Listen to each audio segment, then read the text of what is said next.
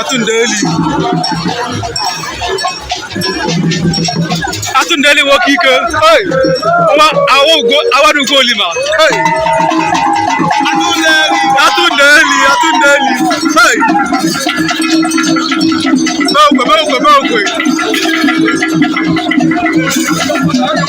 Atu Ndeeri. Hey.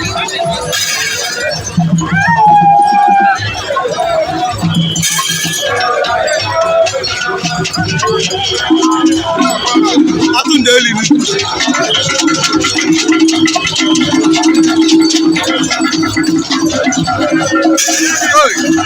Atu Ndeeri nọ n'ọgbọ alụsị ahụ ndị Awadugo Olima nọ na Mgbachi Live 2023.